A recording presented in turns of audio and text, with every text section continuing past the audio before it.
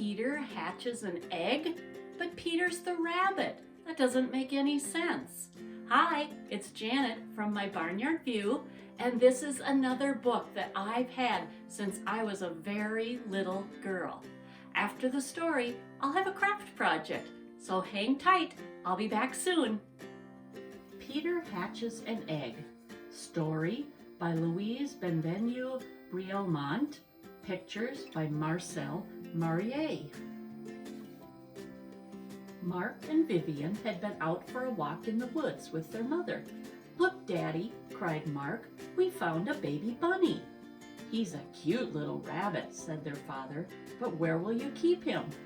"Mother said he could live in the hen house," Vivian replied, cuddling the rabbit in her arms. "We're calling him Peter," she added. As soon as Peter was in the hen house, the hens flocked around him curiously. "Where do you come from?" asked a white hen. "What's your name?" asked a black hen. "Where is your red crest?" asked a brown hen. "Where are your feathers?" asked a speckled hen. But Peter didn't answer because he couldn't understand the language of chickens. "Will he be friendly?" one fidgety hen inquired. "I don't think so," said another. "He has a wicked look." "If he grows any larger," said the first hen, "he may become dangerous." "Maybe he's a kind of cat," clucked the pearl hen. "He has a coat like a cat's." Suddenly, a wise old rooster stepped forward. "This is not a cat," he declared. "Cats fight with hens. This is a rabbit, and he means no harm to any of us." Soon Vivian came to feed the chickens. She threw handfuls of corn kernels to them. "I wonder what those little yellow things are," Peter thought.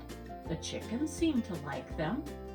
But when Peter tasted the corn feed, he found it too hard to eat, and he wondered if the children would bring him something also. He was not disappointed, for just then Mark brought him some cabbages and carrots. When the sun was setting and the moon appeared in the sky, the chickens began climbing the ladder that led to the hen house. "They must be going in to sleep for the night," thought Peter. "But what shall I do? I can't sleep in there." But very soon Mark brought him a box with straw in it, and in that box Peter went to sleep. "Cock-a-doodle-doo!" crowed the rooster early next morning, awakening not only the hens, but Peter too. In spite of his fur coat, the poor rabbit had shivered with cold all during the night. "I'll have to dig a hole in the ground where I can be more comfortable," Peter thought, and he set to work at once. It was a comfortable shelter when Peter was finished. After a few days, some of the hens came to visit Peter. They watched the rabbit as he scampered about. "He is gentle," they said, "but it's a pity that he doesn't speak our language." Peter watched his visitors scratching the earth, striking their wings, and cackling without a stop. "They are gentle," he thought, "but it's a pity that they chatter so much." Of all the things that Peter saw as he lived among the chickens, only one thing really puzzled him. Every day, each hen would leave a strange, round, white or brown object in her basket. And every evening, Vivian or Mark would pick up the objects with great care and carry them away. Although Peter couldn't understand the language of chickens, he knew that these objects were called eggs. One day, the white hen became very excited. "I have laid an egg! I tell you that I have laid an egg!" she cried. "But where is it now? Who has taken it?" "Where did you see it last?" the other hens asked. "It was there, on the ground, near Peter's home," she replied. But Peter had not seen that egg. He was sound asleep in the sun. That evening, when Peter returned to his home, he found a surprise. "These hens are very kind," he said.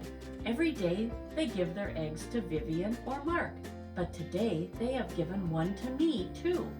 Peter wanted to thank the chickens for their gift.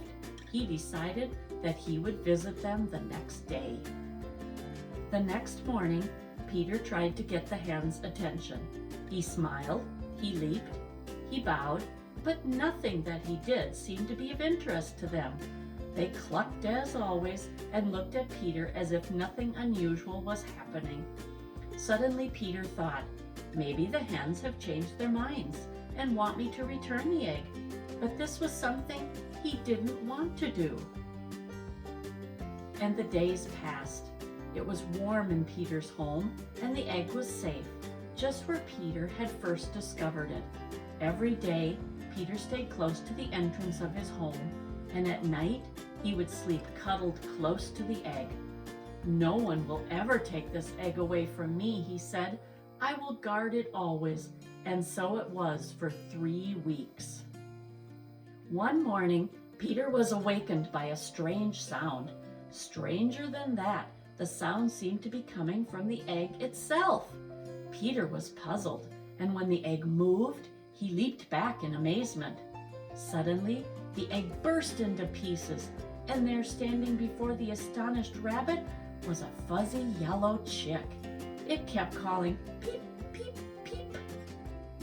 That same morning, Vivian and Mark brought some grain for the chickens and a cabbage for Peter. They both opened their eyes wide and could hardly believe what they saw. "Mother, Mother," they shouted, "come quick! Peter has a little baby, but it's a chick baby." "A chick? Peter, are you dreaming?" asked their astonished mother. "No, no," they cried. "We have seen it together." But when the hens saw the baby chick, they were furious. They didn't want any chicks in the yard but the ones they had hatched themselves, and they chased the chick toward the farmhouse. When the children's father came home, he explained what had happened. "There is no doubt that Peter has helped to hatch this chick," he said. An egg probably fell into his tunnel, and just as a mother hen keeps her egg warm for sitting on it, Peter's fur coat and the earth also kept the egg warm. For several days, the tiny chick was fed cooked rice and also bread that had been soaked in milk, and each day he grew stronger. "He is strong enough," said Mother to the children one day. "You can place him with the other chickens. They will not chase him now." And so it was. Peter was happy. He had learned that certain eggs, when kept warm, hatch into new little chicks.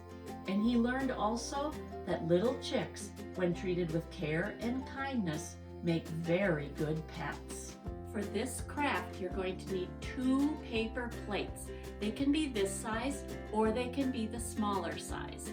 The first thing you're going to do is you're going to take one of the paper plates and you're going to cut it in half. But it's going to be a zigzag up and down across the middle of the plate. Now, if you don't feel comfortable using a scissors, or if mom or dad say you better not, then ask an adult to help you.